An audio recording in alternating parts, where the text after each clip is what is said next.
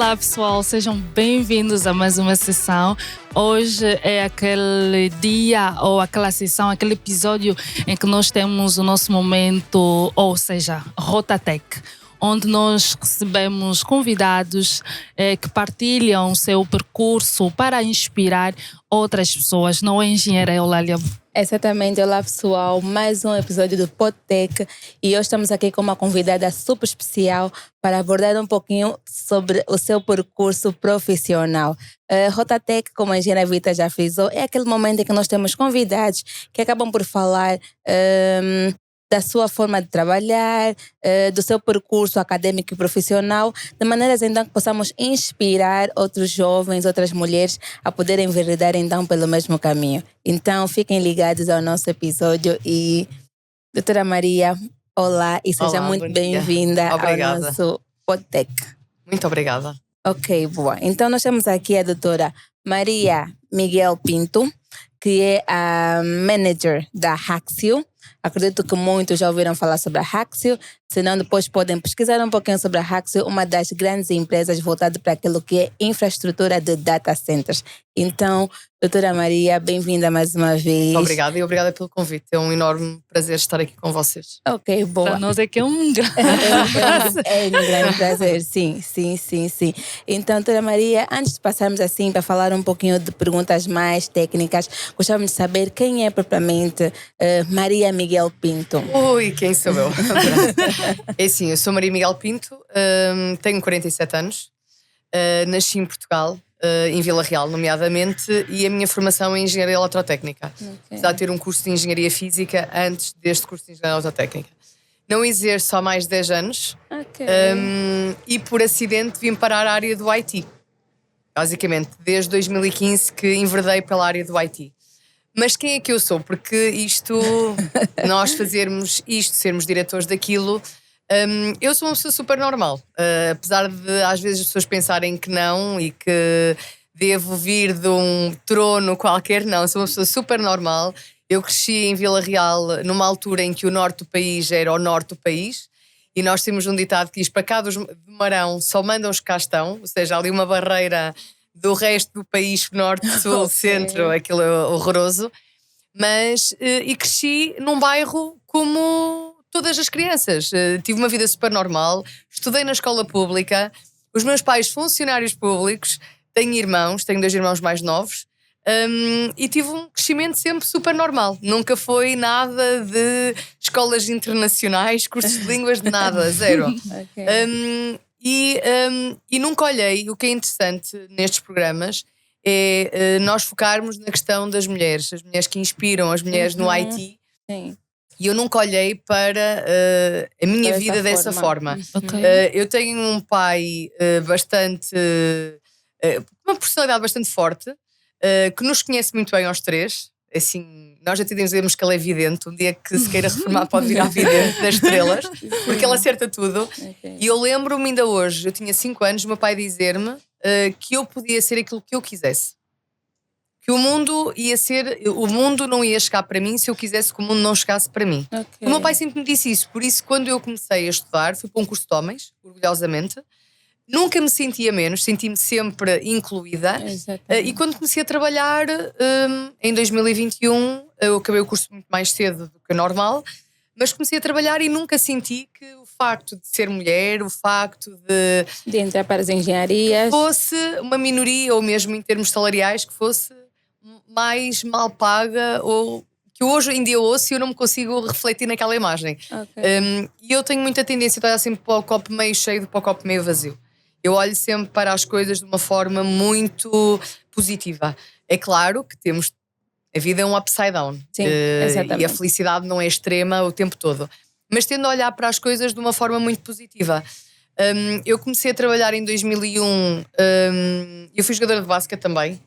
Conciliei sempre a minha vida profissional com uma carreira de basquete, que só terminei quando vim para Angola, passado 2 anos, é que eu encerrei e guardei os ténis e as botas no armário, mas tentei sempre conciliar tudo e comecei a trabalhar muito cedo, e não durante muito tempo nos sítios, basicamente.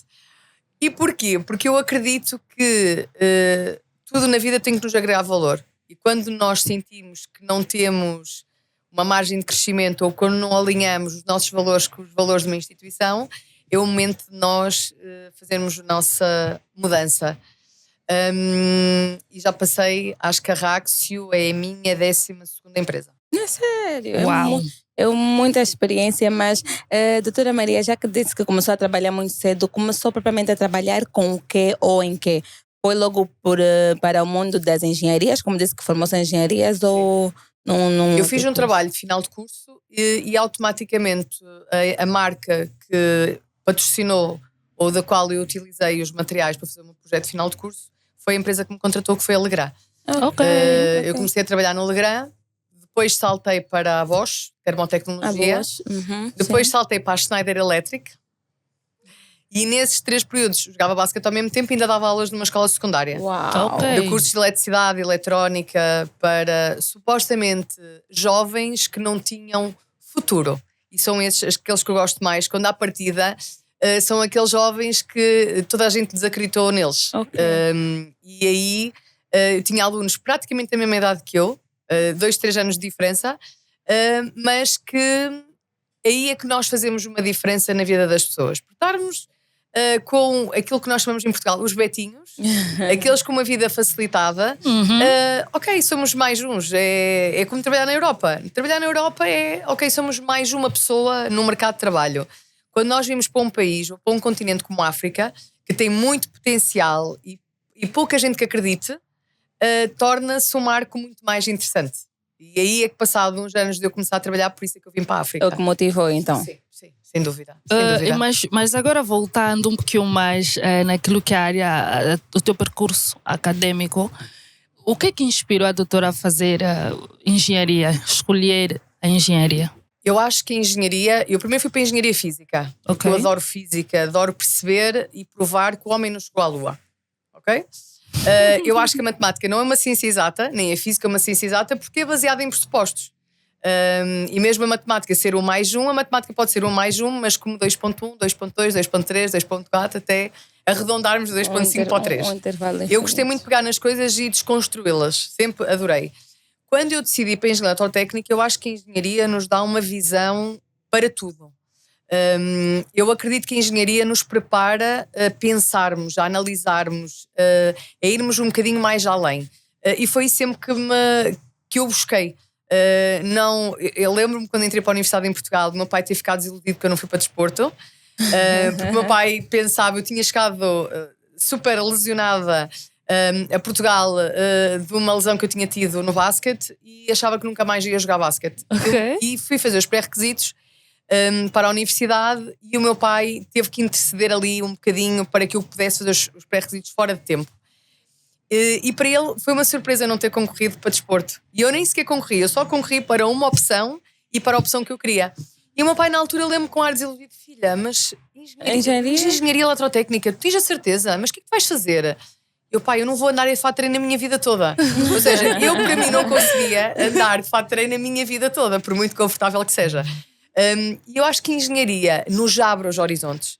Eu acho que é um curso, seja de que área for, porque temos todos cadeiras semelhantes nos primeiros anos, eu acho que nos dá, por muito que nós andemos 5 anos na universidade e pensemos assim, eu nunca vou precisar disto para nada.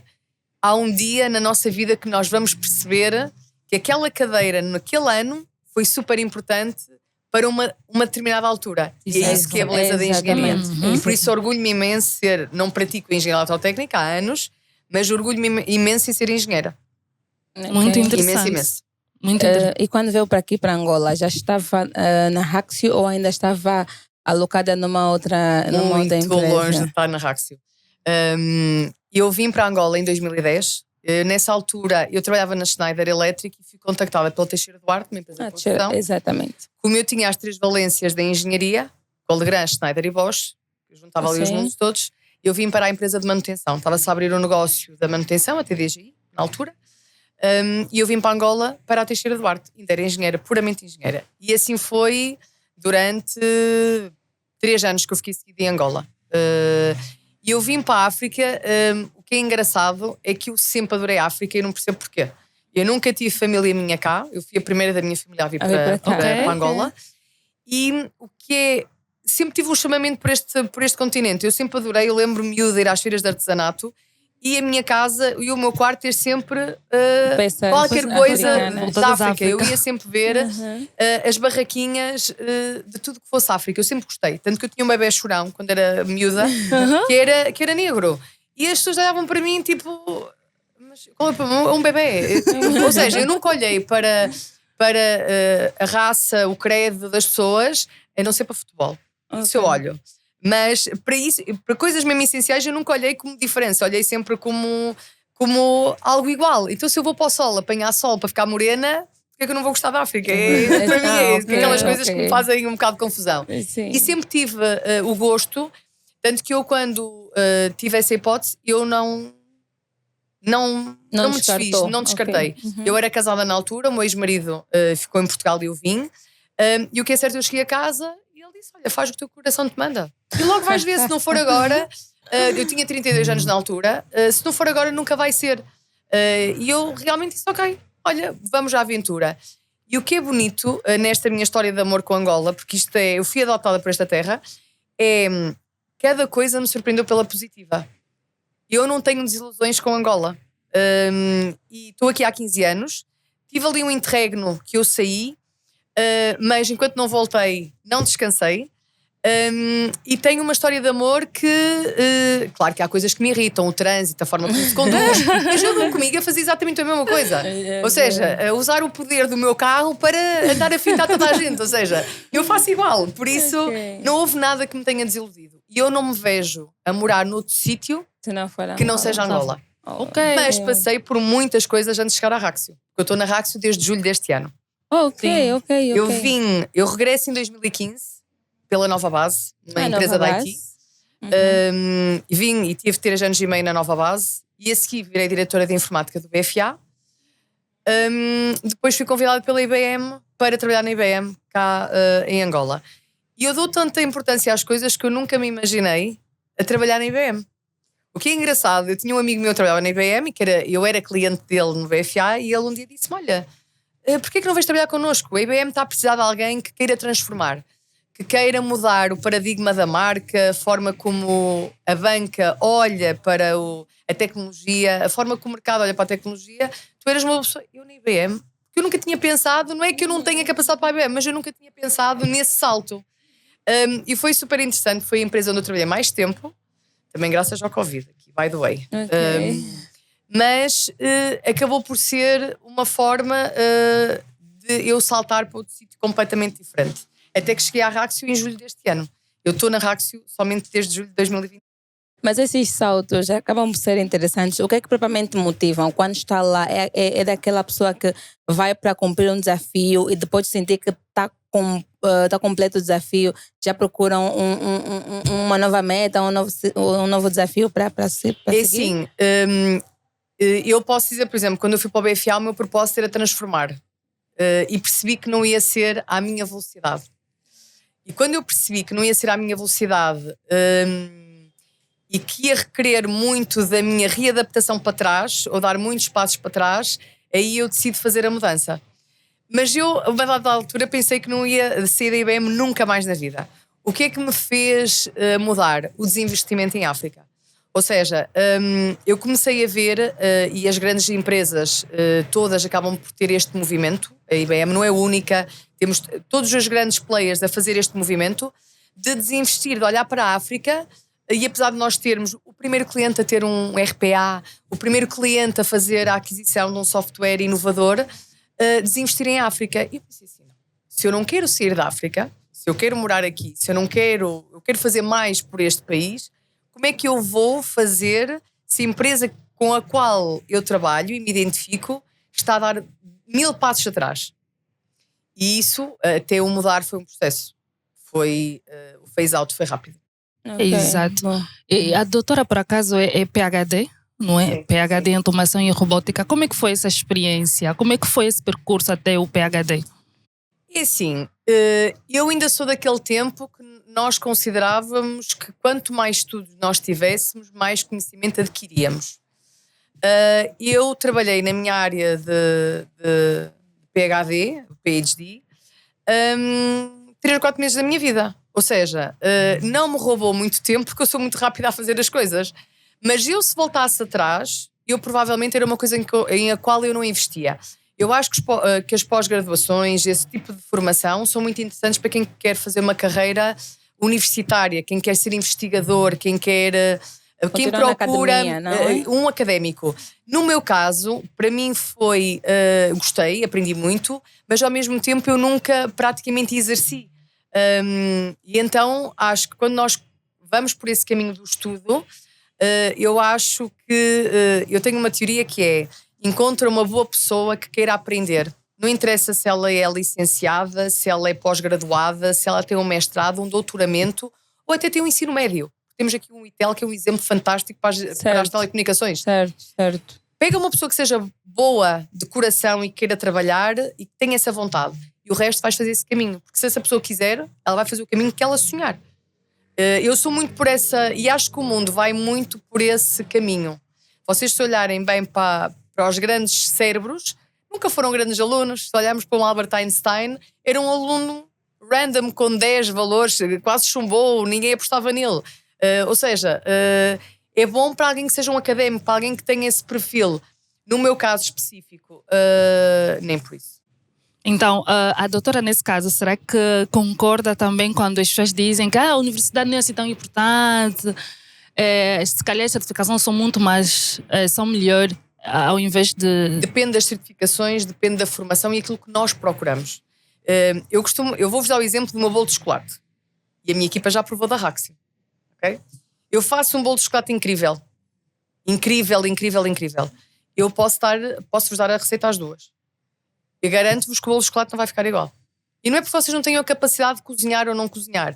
A forma como nós nos entregamos a alguma coisa ou aquilo que nós nos identificamos com alguma coisa é muito pessoal, é muito próprio. Eu não posso dizer a um jovem: olha, não vais para a universidade porque vai ser um erro da tua vida. Eu não posso dizer isso porque há coisas que nós aprendemos na universidade, até com a própria praxe, que aqui não fazem muito, mas eu quando estava na universidade era um momento fantástico na universidade, era o ano da praxe. Aquele mês que éramos caloiros, fazíamos muita coisa, punham-nos a fazer partidas fantásticas. Tanto que eu ainda tenho o meu grupo e nós tratamos-nos todos pelo nosso nickname da universidade, que é uma experiência incrível. A Universidade Católica faz isso, que é sim, as praxes universitárias. É brutal. Ou seja, eu não posso dizer a ninguém: não faças este caminho. Mas também não posso dizer a ninguém que ele, por não ter hipótese de o fazer, que ele não vai ser ninguém na vida. Porque nós somos do tamanho dos nossos sonhos. Nós temos um sonho, um objetivo, nós podemos alcançar esse sonho, esse objetivo. E eu acho que é isso que as pessoas têm que se agarrar. Uma das maiores experiências que eu tive, mais inspiradoras, de falar num evento, foi no ITEL. Para miúdos do secundário. Porque eu cheguei, eu senti-me altamente observada. Toda a gente me observava, eu sentia-me completamente desajustada. Eu nunca me tinha sentido assim. Mas assim que eu entrei no palco e eu percebi o informal que aquilo era, a primeira coisa que eu pedi foi: olha, podes calçar os sapatos altos, por favor?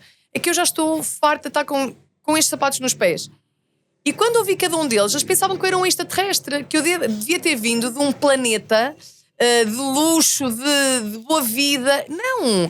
Eu vim de um sítio completamente normal, em que Portugal, nesse aspecto, não é melhor, é a mesma coisa. Ou seja, eu vivi num bairro, cresci num bairro e está tudo bem.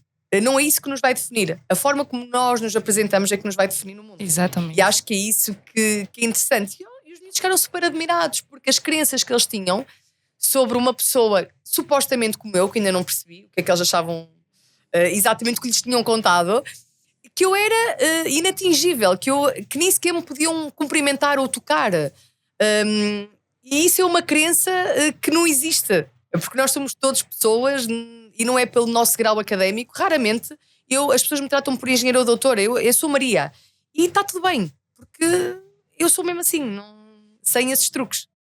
Então, voltado a isso, consegue fazer essa conciliação de carreira à vida pessoal? Eu já estava aqui a perguntar. Sim, eu tento ao máximo. No outro dia, eu saio muito cedo de casa, porque como eu moro cá em cima e vou todos os dias para o Cacoaco, eu tento gerir a minha vida ao ponto de não ser um desafio que me vá estressar de outras maneiras. Então eu saio às 6 da manhã de casa. Ou seja, eu sou um passarinho.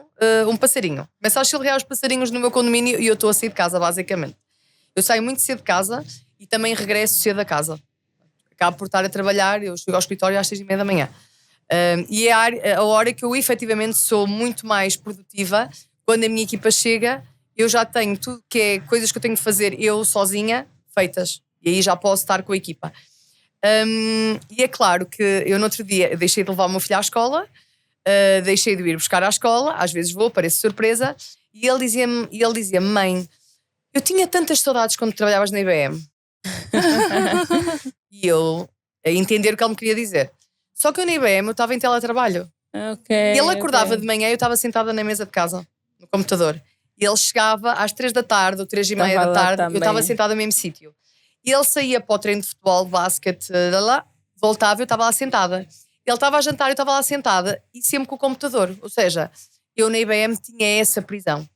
E eu disse, ok filho, mãe, porque estavas sempre em casa. E estava, ok. Eu estava sempre em casa, mas eu era, efetivamente, quando me chamavas, eu atendia ao teu pedido. Mãe, vamos jogar futebol, mãe, vamos à piscina, mãe, vamos. O que é que a mãe te dizia? Não, filho, estou a trabalhar. E agora, Fred? Não, mãe, tu agora vais para o campo comigo, tu agora vais ver o meu treino, tu agora às vezes vais-me buscar à escola e vamos lanchar, vamos para casa, tu estás comigo, estás a jogar PlayStation comigo, estás a jogar o jogo comigo, o Roblox comigo. Ou seja, ele percebeu que às vezes o estar presente não quer dizer que nós fisicamente não é o presente. Okay. Ou seja, eu tento conciliar ao máximo porque o meu filho é a luz da minha vida. Aquele anãozinho pequeno de 8 anos é o meu saltitão. E eu tento conjugar isso e tento ao máximo que, mesmo nesta minha louca vida, estou ali para ele. E isso tenho tentado e tenho conseguido. Ok, muito bom, muito bom. A doutora falou que começou a trabalhar muito cedo, em 2001. Como é que foi os desafios? Quais foram os primeiros desafios que a doutora encontrou? É assim, eu caracterizo Portugal como, e desculpem os portugueses que ouvirem isto, não é formal, eu não sou muito patriota nesse sentido. Eu considero Portugal um país cinzento, de brandos costumes, em que tem muitas crenças instituídas e quando nós trabalhamos com pessoas muito mais velhas que nós, acham que nós não temos nada para ensinar. Portugal está a mudar um bocadinho, mas essa mudança está a ser muito lenta. É claro que foi uma adaptação dura, porque as pessoas, eu não me importa se a Vita trabalhar comigo, se trabalha 5 horas por dia. Eu importa-me se entrega aquilo que tem para entregar naquele dia. Se consegue fazer 1 hora, 2, 3, para mim está ótimo. Isso para mim é matemático. Há um objetivo, o objetivo é cumprido, então está tudo bem. Segue. Em Portugal as coisas não são bem assim. Portugal há muita teoria do tens que chegar antes do chefe, sair depois do chefe e não sei o quê, e isso é uma pessoa da idade do teu pai, até tens que o tratar assim, assado. É uma coisa super caótica.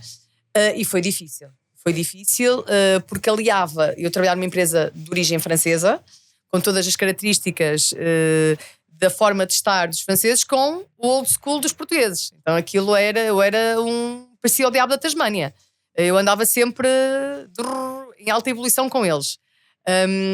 Mas foi uma experiência enriquecedora porque fora disso tudo eu comecei a olhar para a perspectiva do que é que eu tinha para absorver dali.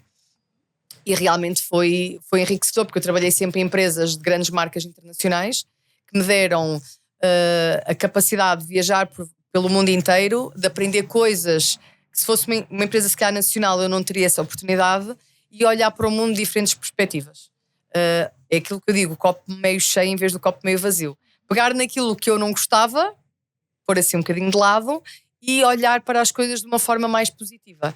Claro que isto é fácil agora com 47 anos dizer isto, mas é um caminho que se faz caminhando. Boa.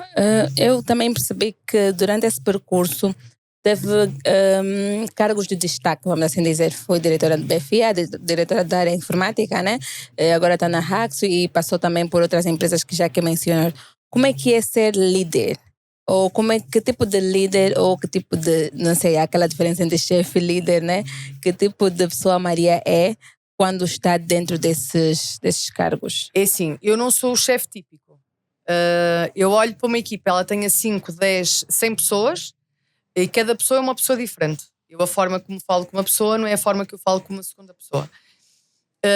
E eu tento ao máximo passar uma independência, uma autonomia ao ponto de eu não ter que intervir muito. As minhas equipas têm que crescer. Eu não vou aniquilar uma equipa só porque eu sou a chefe e não quero... Não, eu tenho que preparar os chefes do futuro. E não é os chefes, é os líderes do futuro. Uma coisa que me orgulha imenso é ao longo do meu percurso eu olhar para trás. Por exemplo, eu no BFA tinha os meus 100 filhos, com algumas filhas pelo barulho, e olhar para eles, e eles hoje em dia, quando estamos juntos, parece que o tempo não passou. E a verdade é que eu já saí do BFA há quase 7 anos. E nós damos-nos bem na mesma. Encontrei já há pouco tempo num evento que um parceiro organizou e nos convidou, e foi como se o tempo tivesse parado, aquela relação sempre a dar-se bem durante o tempo.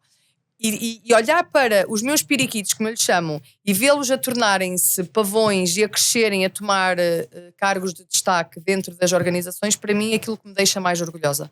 Porque eu acho que isso que Angola traz uma pista gigante em que nós podemos contribuir para algo melhor. E sentir que posso fazer isso pelos miúdos que começam a trabalhar comigo, crescem e até se podem tornar líderes e olharem para o exemplo, porque eu acho que muitas vezes o problema de Angola é não termos exemplos em cargos de chefia ou de gestão que nos inspirem. Há o chefe autoritário, e depois há poucas pessoas que nos inspiram e que lideram por inspiração. E é isso que eu tento sempre fazer. É claro que eu também sou exigente, eu tenho uma velocidade. Gosto de de respostas muito rápidas. Eu não gosto de um tema a arrastar-se 500 mil anos. E também me apanham nos meus devaneios técnicos, não é? Como eu costumo dizer, eu sou gêmeos, por isso, como diz meu marido, eu tenho 1001 personalidades. Mas na verdade, eu tento ao máximo eles perceberem que eles não estão num trapézio sem rede. A rede deles sou sempre eu. E estou sempre lá para amparar qualquer queda que eles tenham ou precisem. Agora, também exijo deles, isso sem dúvida nenhuma, porque só assim que eles vão crescer. Nós não vamos ter uma criança a crescer a fazermos tudo o que ela quer, não é? Sim, isso é impossível. Sim, exatamente. O tipo de liderança que precisamos, aquelas que nos motivam, que nos deixam também caminhar com os próprios pés, não está sempre a cobrar ou sempre na cola, porque depois o chefe, quando não está, fica tudo perdido e tudo confuso, né? O chefe não está para uma tarefa, tem que estar a ligar, tem que estar agora como é que vamos fazer. Então, quando temos líderes que realmente nos acompanham e nos façam crescer, é muito bom. Sim, e, por exemplo, nós temos agora um tema muito em voga a discutir, é os trabalhos remotos. Em que eu que tive em trabalho remoto 5 anos e meio, eu não recomendo. Acho que é uma prisão ao trabalho 500 mil vezes pior do que estar no escritório. E as pessoas confundem muitas vezes o trabalho remoto com aquele dia eu poder fazer aquilo que me apetece fazer sem ser trabalhar, ou seja, um dia off. Mas isso também só existe quando nós cobramos e a resposta não é respondida. Ou seja, quando nós temos um trabalho remoto, eu pergunto algo da minha equipa e a minha equipa não me está a responder, eu começo a ficar atenta àquele padrão. Então ela está em trabalho remoto, mas o que é que foste fazer? Eu aproveitei e fui levar o meu filho à escola. Não é que tenha mal levar o filho à escola, isso é espetacular, mas às 10 da manhã não, porque as crianças não entram às 10. Eles entram às 8. Em Angola, 8 horas, escolas públicas, colégios, tudo às 8 da manhã está a funcionar. Ou seja, nós começamos a preocupar com esse tipo de trabalho remoto quando nós precisamos de alguma coisa e não há resposta. E isso é a moda, tanto que há empresas a terminar completamente o trabalho remoto. E eu sou uma das pessoas que sou contra o trabalho remoto, porque acho que uma prisão e um cansaço mental para quem está a trabalho remoto em casa. Ok, boa. Exatamente. E sendo que a Maria está a representar várias mulheres e nós temos mulheres também nessas áreas de engenharia e também tem outras que pretendem abraçar esse mundo de engenharias, mas têm tido aquele, não, engenharia para homens. Isso é treta. O que é que tu achas sobre esse discurso? Eu acho uma valente treta e acho que Angola é muito diferente nesse paradigma. Eu em setembro estive no ITW, uma conferência ligada ao mundo da infraestrutura data center, e fiquei muito surpreendida porque apesar de eu vir do IT, é um mundo completamente diferente e é super fascinante. Eu não tinha ideia, e eu tenho esta humildade de dizer assim, eu não tinha ideia de como é que era o mundo do data center. Eu conhecia o data center como cliente, como marca que tinha infraestrutura no data center, mas o funcionamento do data center, a forma como o data center se dinamiza, eu não tinha. E essa feira é brutal. É uma feira mundial em que me convidaram para ir ao Woman in Tech. E o meu chefe, na altura, disse: olha, Maria, eu acho que te vais desiludir. Eu acho que para ti não é uma grande ideia tu participares, mas vai e tiras as tuas relações. E foi uma desilusão. E foi uma desilusão porquê? Porque eu espero, eu como mulher, e 100% defesa, tanto que a minha equipa na Raxio, nós somos mais mulheres que homens. Ok, Nós, muito bom. a nossa representatividade em termos de mulheres, mas nós não escolhemos as mulheres porque elas são mulheres, é porque são melhores. E tenho engenheiras, tenho a minha engenheira do Facilities, a minha engenheira, a responsável pelos serviços, uma pessoa que trabalha com ela também, a minha pessoa da segurança, são mulheres. E não é porque é mulher, não, porque era melhor. E ela tinha um perfil melhor para aquela função. E eu acho isso uma treta. Não, porque a mulher não vai para a engenharia. Mas o certo é que eu ouvi algumas realidades. Eu até chorei naquele dia. Isto para mim está a ser devastador. Porque eu nunca olhei para mim, eu sou mulher, não posso ser engenheira. Eu sempre olhar para mim, eu posso ser aquilo que eu quiser, porque eu fui educada assim. E haver uma que disse: eu tirei direito porque o meu pai me proibiu de eu ir para a engenharia. E eu depois comecei a trabalhar, saí de casa e fui tirar o curso de engenharia. Ou seja, eu fiquei assim: isto é verdade. Mas eu olho para a Angola de uma forma diferente, porque eu acho que o número de mulheres em cursos de engenharia informática, ciências da computação, engenharia autotécnica, temos uma representatividade em Angola muito grande. Eu já cheguei a falar para cursos e começar a olhar e dizer assim: poças, Angola é mesmo um espetáculo, tem mesmo muitas mulheres nesses cursos. Mas acho uma treta dizer: não, esse curso não é para mulheres. Não, é para mulheres sim. E nós mulheres devemos nos apoiar mais e inspirar umas às outras. Isso é outra questão. Isso é aquela questão, por exemplo, eu acho que os homens são mais associativos. Sim. As mulheres não são tão associativas. Eu acho que é isso que a mulher do século XXI devia transformar. De nós nos apoiarmos mais, de nós não estarmos preocupados só se ela usa a camisa da marca A, B, C ou D, se ela se maquilha ou não, se ela tem o cabelo esticado, encaracolado, se é loira, se é morena. Se nós nos preocupássemos em nos apoiar mais e nos elevar mais e não estarmos sempre em guerrinhas, exatamente, se calhar tínhamos uma representatividade em todos os leques muito maior. Bem maior ainda. Sim, exatamente. Nós vamos vendo, né, até mesmo nós aqui com as podtechs e entramos há pouco tempo para esse mundo do mercado de trabalho, até porque somos engenheira de telecomunicações, também ainda encontramos poucas mulheres, mas também vamos vendo que tem crescido o número.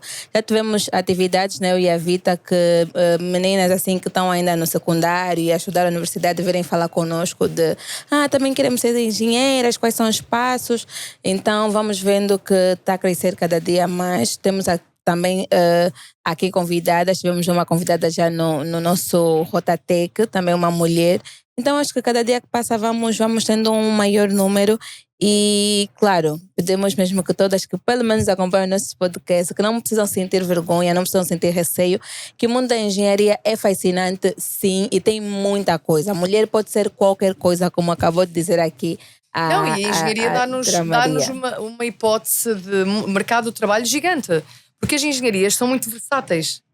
Eu, como engenheira eletrotécnica, apesar do meu ramo ter computação, não me impediu de eu ingressar no mundo que é até dos engenheiros informáticos. Ou seja, eu acho que tem que haver muita mais divulgação, e acho que o vosso programa nisso é fantástico, de ser um programa que também seja com mulheres para mulheres. Por também sentirem essa barreira a ser quebrada, porque há muitas tradições, há muitas crenças que têm que se começar a desmistificar, porque se nós pegarmos e começarmos esse caminho, acaba por ser um caminho fascinante para se fazer, porque nós damos a beleza das mulheres na gestão e na engenharia, é que nós temos uma visão muito multitarefa. Claro que nós somos sentimentalistas e somos mais emotivas, é uma verdade, mas isso é bom para as empresas, porque nós somos multitask por natureza, nós somos mães, mulheres, filhas, irmãs, muitas vezes somos o núcleo de muita gente à nossa volta. Então, se nós conseguimos ser o núcleo de muita gente à nossa volta, porquê é que nós não podemos ser umas boas líderes? Exatamente. Porquê é que nós não temos que ser reconhecidos porque somos bons no que fazemos? Porque temos de ser só mulheres? Ou porque temos de ser... E eu acho que isso também acaba muito pela nossa educação.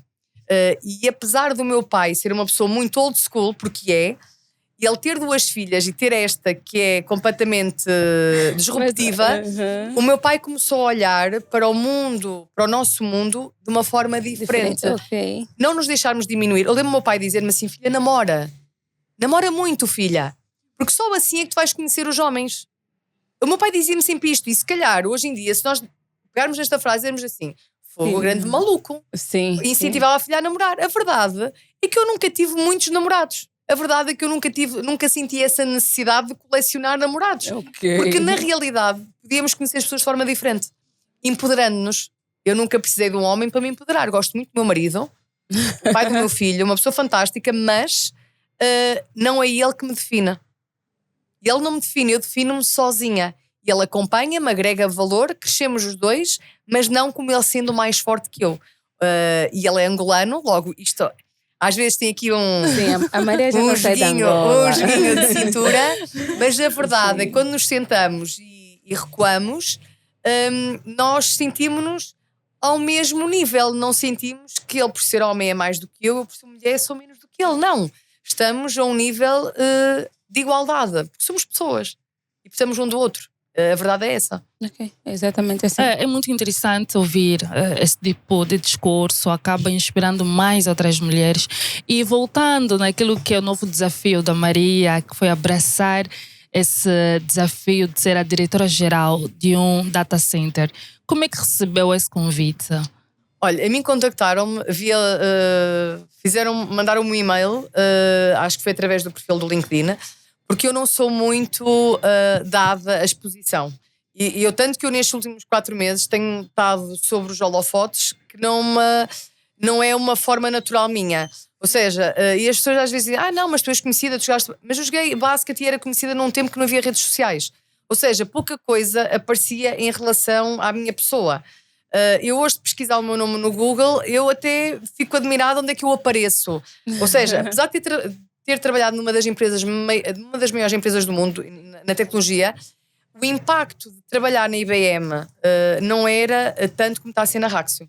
E eu recebi esse convite, pronto, acabou por ser um trampolim para esta posição, em que eu inicialmente disse: Raxio, mas quem são estes?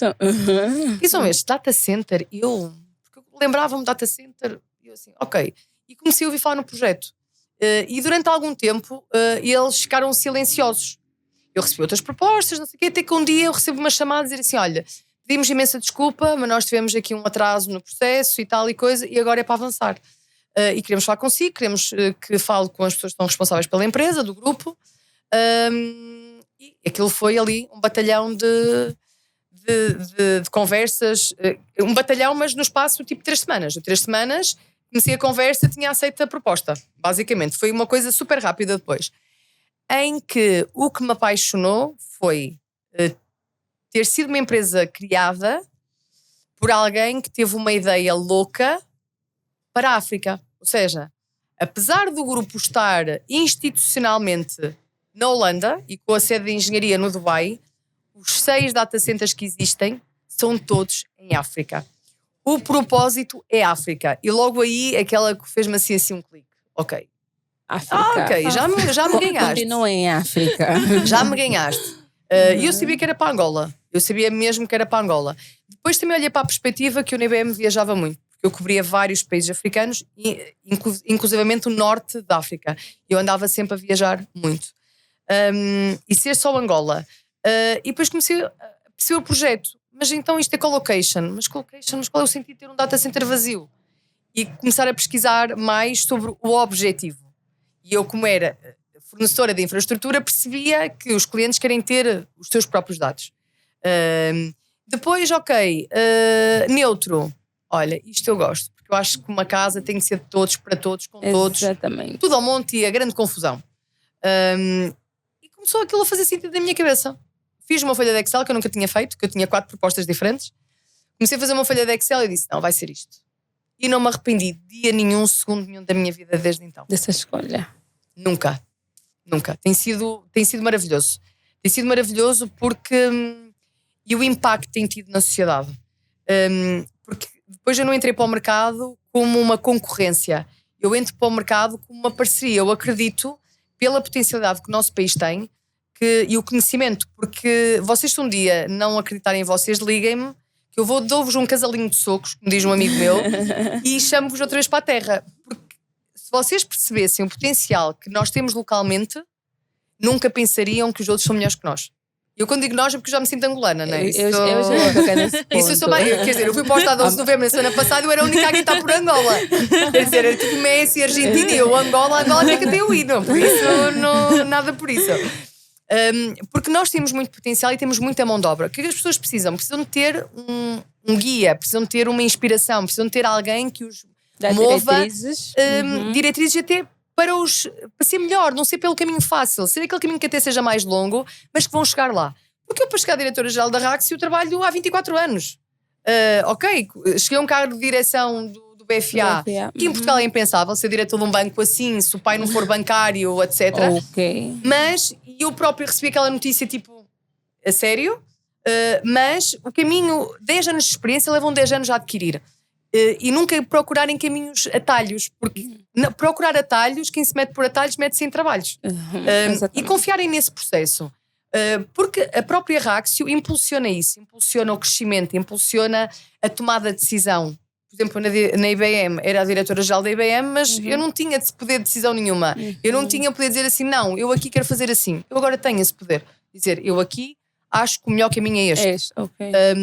E acabar por ser impulsionador de um ecossistema, de um hub, e que sejamos um hub africano. Nós temos uma localização perfeita.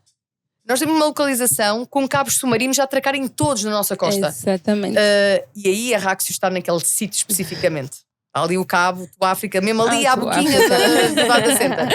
Ou seja, criarmos um ecossistema, não olharmos, pegar o que cada um faz melhor, depois nós somos neutros. Eu tenho clientes que supostamente são concorrência já comigo, de criarmos um ecossistema em que levemos o nome de Angola para um hub mesmo africano. E com isso vai trazer muita potencialidade para o nosso país. Porque nós quando queremos fazer bem, nós provamos que queremos fazer bem. E que sabemos fazer bem.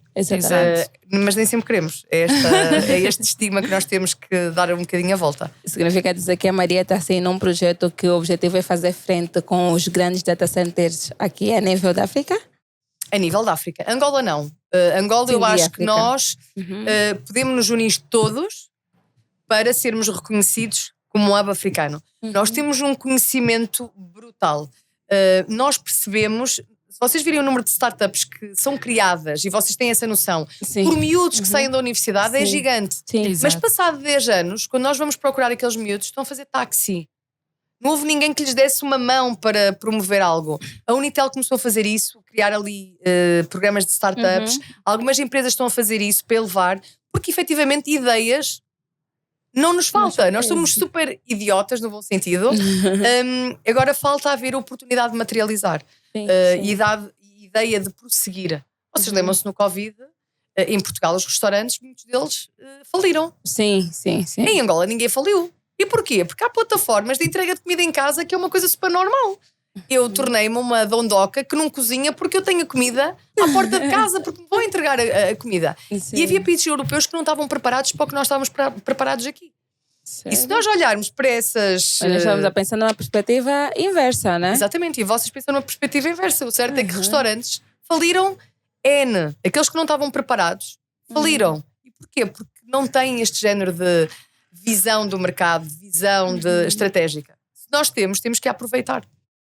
Exatamente, por isso mesmo é que nós temos o nosso espaço, o Momento Startup, que visa mesmo a promover essas ideias que os nossos talentos nacionais têm desenvolvidas. Sim, e o que eles mais apontam como desafio ou dificuldade são mesmo os patrocínios, né?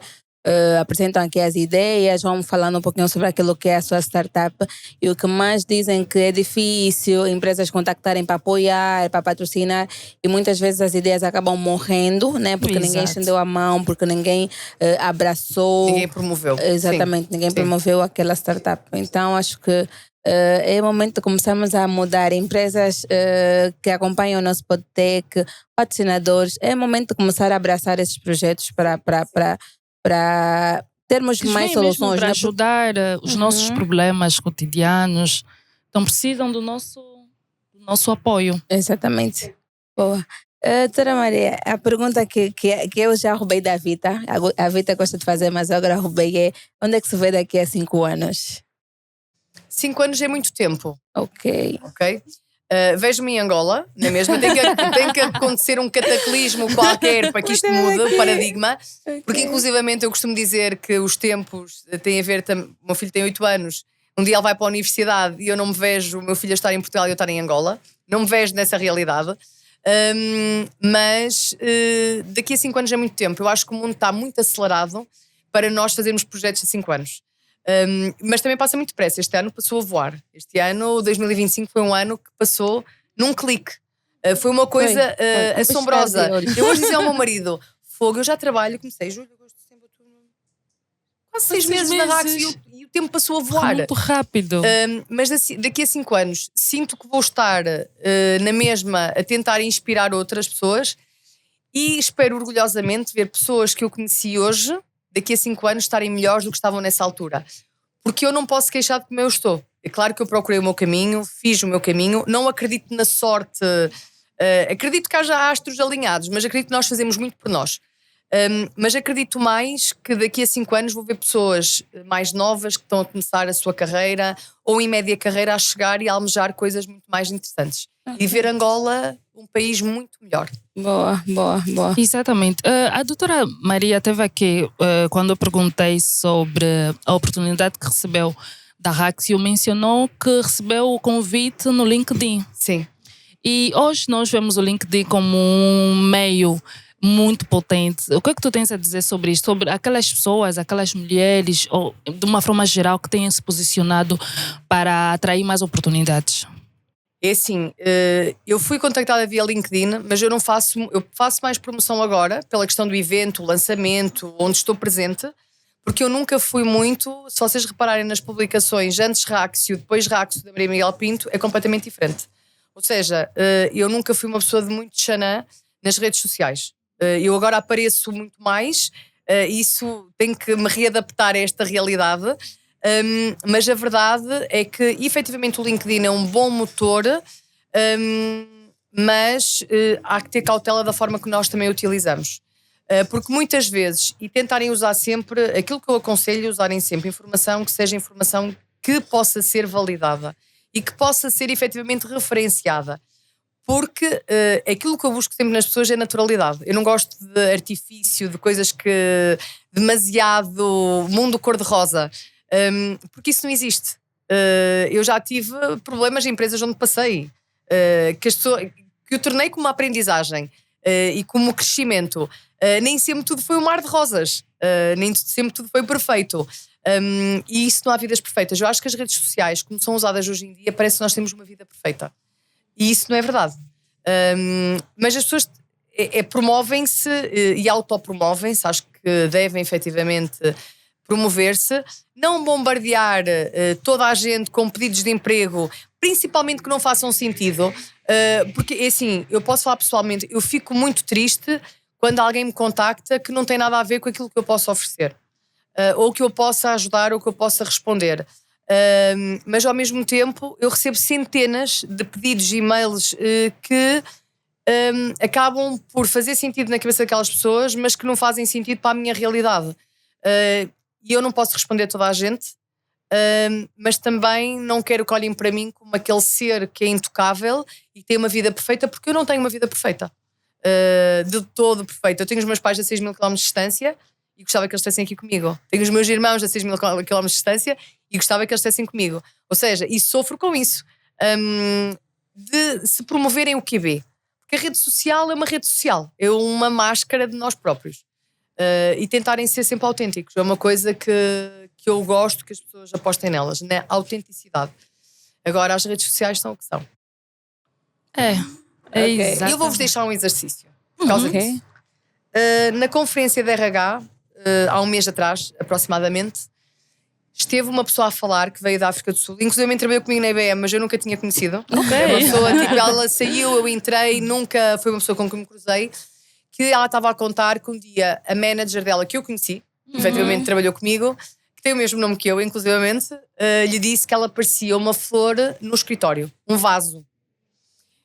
E nós, quando olhamos para um vaso, eu gosto de flores, o vaso é um vaso bonito, é sempre uma coisa bonita, mas não passa daquilo.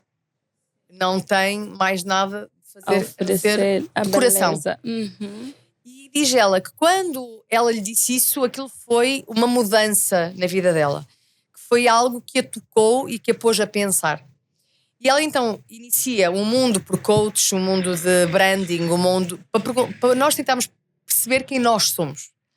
E ela colocou no quadro, na altura, manda uma mensagem a 6 pessoas diferentes, que inclua uma pessoa da tua família, um amigo, um conhecido. Nós temos muito conhecidos, não é tudo nosso amigo na nossa vida. Um colega de trabalho, alguém que seja teu superior, teu inferior, hierarquicamente, não como pessoa. Mas manda a 6 pessoas completamente diferentes da tua vida, que até nem se cruzam ou nem se conhecem, e que te identificam ou que te descrevam com uma palavra. É um exercício brutal. Eu naquele momento fiz para 6 pessoas completamente diferentes. E orgulho-me das respostas que obtive de 6 pessoas completamente diferentes. E eu acho que isso acaba por ser o nosso branding. A forma como nós nos posicionamos, como nós nos apresentamos, vai ser aquela forma que os outros nos vão reconhecer. E não é porque toda a gente vai responder, não, ela é maravilhosa, ela é autêntica, é vibrante, é inspiradora. Vai sempre haver alguém que vai dizer... tem a mania, não gostei, olha, tem ar empinado, porque efetivamente eu vejo muito mal e que se eu passar por vocês não vierem ter comigo, não é porque eu não vos quero cumprimentar, porque eu efetivamente não vos vejo. E como não uso óculos, as pessoas pensam, e eu às vezes ando muito no meu mundo e que não vejo as pessoas. Mas também cheguei a uma conclusão que é, nós não vamos agradar nunca a 100% das pessoas do mundo, são 7 bilhões. Alguém não vai gostar de nós ou não se identificar connosco. E está tudo bem. Exatamente. Agora, lidarmos como nós queremos ser vistos já é a nossa responsabilidade. E nós temos que criar a nossa marca, o que nós somos para as outras pessoas, ou como é que queremos ser vistos pelas outras pessoas. E acho que isso é super interessante. Façam, promovam e é super giro. Não, sim, na verdade eu já tomei nota aqui do exercício. Acredito que ainda hoje vou começar com esse exercício, porque nos dá uma visão diferente, porque poderá existir pessoas que vão puxar palavras semelhantes para nos descrever, outras nem por isso. Então, em função disso, podemos tirar várias analogias da nossa pessoa. E acho que precisamos fazer isso de tempo em tempo. Precisamos mesmo. E até com as nossas equipas, como pessoas que trabalham connosco, disse: olha, descreve uma palavra. Mas isso não dá assim um certo receio? A mim não me dá. Porque aí é que está a questão. Se houver alguém que me diga assim, autoritária, ou que não é o caso, mas o meu irmão diz que sim, que eu sou. Eu sou a mais velha dos 3 irmãos e então sou aquela que marca o passo e que sou preferida. Eles dizem que eu sou preferida e não sei o que. Coloca na linha. E sou um bocado autoritária. É uma verdade. Com os meus irmãos sou. Porque eu sempre cuidei deles. Ou seja, o meu irmão mais novo tem menos de 8 anos que eu. A minha irmã mais nova tem menos de 16 anos que eu. Então eu sou aquela pessoa. A minha irmã é como uma primeira filha para mim. Sim, ou então, é claro que sou mais autoritária. Isso é normal. Mas se as pessoas nos responderem a alguma coisa que nós não estamos à espera, nós se calhar temos que dar um passo atrás e perceber porque aquela pessoa teve essa percepção de nós. Porque aquela pessoa achou que nós fomos rudes, ou fomos duros, ou fomos autoritários, ou fomos imponentes, ou fomos demasiado invasivos. Nós podemos não ter percebido, mas a forma de ser daquela pessoa pode ela ter entendido isso.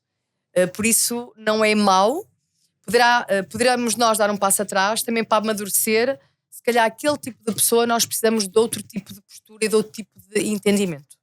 Não é tudo mau, decididamente. Ok, muito bom. Está sendo a nossa conversa super interessante, né, com a doutora engenheira Maria Miguel Pinto. A passar conselhos não só daquilo que é a vertente profissional, mas também pessoal. Informações que podem nos ajudar a crescer, a autoavaliar-nos. Então, é isso, né, engenheira Vita? É exatamente isso, exatamente. Eu, por acaso, achei interessante a doutora Maria ter partilhado conosco, ter começado a trabalhar muito, muito nova. E eu gostaria que, se calhar, de solicitar a doutora para que deixasse, se calhar, aquela mensagem para aquelas pessoas que acham, não, mas eu só tenho 20 anos, que ainda não é altura suficiente para começar a trabalhar, eu acho que ainda tenho que terminar a universidade. O que é que tu achas? Qual é o conselho que deixaria para essas pessoas? É assim, o conselho que eu deixo é: não deixem algum estudo que seja uma pretensão. Também depende da necessidade, porque eu trabalhava em campos de férias porque queria comprar as minhas coisas. Há pessoas que trabalham porque têm efetivamente necessidade de contribuir para casa. E aí tenho que tentar conciliar, mas conciliem de forma que um dia vão chegar mais longe. Quem tiver capacidade de conciliar vários empregos, estudar e trabalhar, é uma super mulher ou um super homem. E nunca se esquecerem disso. Quem consegue conciliar estudos universitários ou estudos de secundário já médio, no ensino médio, com o trabalho, essas pessoas têm um potencial que muita gente não tem. E não acharem que são mais fracos. Não, são mais fortes. Porque o mais fraco é aquele que não tem essa necessidade, ou fraco, entre aspas, ou que não vai ter essa necessidade de o fazer. Agora, que não percam aquilo que são. E que não deixem os outros dizerem aquilo que eles são. Nunca se esquecerem daquilo que querem ser e o que é que são no seu íntimo. Porque os outros vão nos definir sempre como eles veem. E aquilo que nós somos nós que sabemos. Ok, e agora para aquelas mulheres que já têm praticamente a idade, não ainda a doutora está com 43, isso? 47 anos de idade. Vem que, não, epa, já estou no mundo, no mercado de trabalho há muito tempo e até hoje não consigo ter esse cargo de destaque. Sentir-me realizada. Exatamente. O que é que eles podem fazer? Se calhar andam muito no comodismo, ou o que é que eles deveriam fazer para também, se calhar, ocuparem esses cargos de destaque? Eu acho que os caminhos às vezes mais difíceis são aqueles mais apetecíveis, os mais arriscados, mas aqueles que nos trazem mais frutos. E eu acho que muitas vezes o ser humano procura algo cómodo, procura a comodidade, aquilo que é. Eu quando digo vou mudar de emprego, o meu pai às vezes bufa para o lado e diz, a sério, novamente, mas sabe que se eu vou mudar é porque vou à procura de algo melhor. Exatamente. Ou de algo que eu me identifique mais. Eu acho que as pessoas não devem ter medo da mudança, porque a mudança é um mal necessário. E há aquele ditado do quem muda Deus ajuda, e acho que isso é muito importante. Nós não olharmos, para mim o primeiro sinal é quando eu acordo de manhã sem motivação e sem vontade de acordar para ir para um determinado sítio, começa a ser um momento que eu tenho que começar a pensar o que é que eu quero da minha vida. E às vezes prefiro dar um passo atrás e ter se calhar um cargo de menos destaque, mas que me realize profissionalmente, do que propriamente estar a sofrer por dentro por ir para aquele sítio. E acho que aí é devastador. Aquilo que nós nos matamos para caber no mundo de alguém é aquilo que nos faz pior. Okay. Então, mulheres, acordem, né? Claro que homens também, acho que a doutora Maria não estará só a inspirar mulheres, mas não, também é tudo no geral. Muitos homens, sim. Não devemos ficar no comodismo, né? Buscar aquilo que realmente nos traga a satisfação. Não propriamente o maior cargo ou o cargo de destaque, mas se a tarefa isso é muito que tu importante. fizeres. Porque repara numa coisa, nem todos nós na vida vamos ser líderes. Exatamente. Exato. Nem todos nós na vida temos perfil para ser um gestor, um líder. Mas está tudo bem. Porque nós podemos ser um excelente programador, um excelente desenvolvedor de qualquer coisa, até um incubadora de ideias. Nós não temos de ser todos líderes. E nós não temos que olhar, e eu acho que isso é um mal que nós temos aqui localmente, em que as pessoas olham para uma posição não porque elas servem para essa posição, mas o que essa posição nos traz. Exatamente. Ou como benefícios ou como destaque na sociedade. E eu posso vos dizer que a melhor pessoa com que eu trabalhei na minha vida é um miúdo e que ele não tem perfil para ser um líder de uma equipa como diretor, mas para ser líder de algo que é fechado para si como um programador. E ele é uma pessoa brutal. Super. Eu estive com ele esta semana e quando o vi, foi uma pessoa em que eu apostei e que sei que ele vai muito longe e não precisa de ser o diretor do banco onde ele está. Ele basta ser responsável por aquela área que eu sei que ele vai ser super bem sucedido. Porque ele não tem esse perfil, ele tem um perfil de uma pessoa nerd, tem um perfil de um programador, de alguém que vai inventar qualquer coisa. E nós temos que muitas vezes perceber que o ser o líder não é propriamente o nosso perfil. E quando nós percebemos, vão pensar, olha que se lixa o carro, o lugar de estacionamento, o telemóvel, a viagem, porque eu vou ser reconhecido por ser um excelente criador de algo. E quando nós pensarmos assim, vamos ver pessoas muito mais bem realizadas do que vemos. Ok, bom, até porque nós vemos para as empresas, nós temos as progressões no lado vertical, né? Vamos assim dizer, os cargos de liderança, gestão. Depois temos aquela mais para a horizontal que temos para especialistas, né? Vamos começar aqui e vamos nos tornar especialistas de uma determinada área, de um determinado lado técnico. Então, acho que podemos ir por uma ou por outra, mediante aquilo que é o nosso perfil, como a doutora Exatamente. Maria acabou de dizer. Nem tudo é para todos, vamos assim dizer. Mas podemos nos sentir realizados ou satisfeitos mediante aquilo que nos faz bem, aquilo que executamos na perfeição, vamos assim dizer. Exatamente. E não somos menos por isso. E não somos menos por isso. Uhum. É, exatamente. Então, engenheira Acho Vitor, que- está a ser muito interessante a conversa, né? Está a ser muito interessante a conversa, mas gostaríamos, de uma forma assim, bem resumida, como a Vita já falou e acabou focando muito em mulheres, mas de uma forma geral, doutora Maria, conselho para quem nos acompanha, para poder então seguir seus passos, pegar naquilo que acabou de dizer assim aqui e servir como inspiração ou motivação. Eu sempre, como o pai me disse, o mundo não é suficiente para nós. Nós é que nós definimos o mundo não nos define a nós. A nossa envolvência não nos vai definir. Nós é que vamos definir a nossa envolvência. Eu acho que isso serve para toda a gente. Quando nós tentamos ser pequeninos para caber no sítio de alguém ou de algo, estamos a diminuir. E não podemos deixar-nos diminuir. Nós devemos seguir os nossos sonhos. O seu é o limite. O céu é o limite. O céu é o limite. E se fosse para definir assim a Maria em uma única palavra, qual seria? Autêntica. Autêntica. Acho que a autenticidade é muito importante. É tudo. É tudo. No percurso A tive alguns identidade, dissabores. tudo. O ser sempre eu, o ser frontal, mas eu escolhi a determinada altura que eu não ia mudar. Ia mudar sim, quando deixasse-me de identificar com um sítio.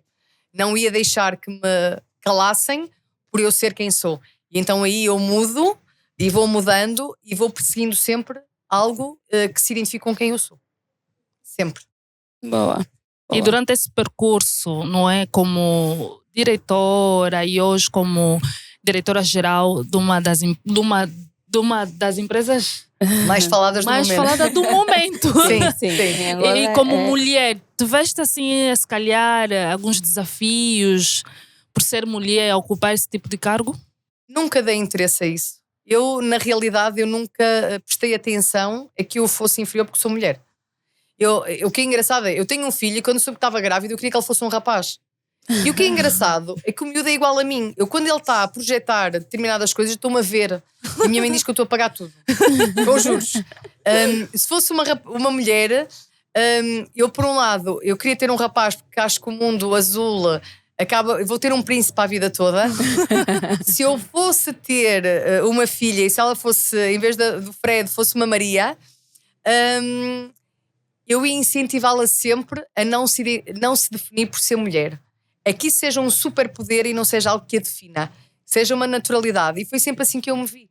Eu gosto de ser mulher, gosto de ser uma mulher entre homens, não porque me estou a afirmar, mas porque eu não me sinto diferente. Nunca tive essa necessidade de me sentir diferente. E eu acho que quando nós nos tentamos pegar nesse... eu nunca pensei nisso dessa forma. Por isso, para mim, às vezes é muito difícil dizer assim, olha, mulheres, revoltem-se. Porque eu nunca precisei de me revoltar. Eu sempre fui uma princesa quando entrei na universidade. Éramos duas mulheres. Depois eu segui o curso, era a única mulher da minha turma. E sempre foi espetacular.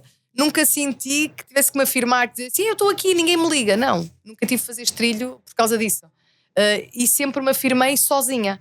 Eu acho que é isso que nós temos que pensar. Nós precisamos nos afirmar sozinhas. Não precisamos que alguém nos eleve, porque nós já somos espetaculares. Daí ser autêntica, né? Somos espetaculares. Sim, somos sim. E nós não vivemos sem os homens, nem os homens sem nós. É assim Somos mesmo. tem que ser tudo junto. Exatamente.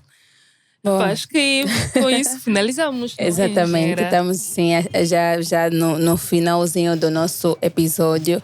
Mais uma vez queremos agradecer Obrigada, a Ilse. disponibilidade para cá estar e contar um pouquinho daquilo que é o seu percurso.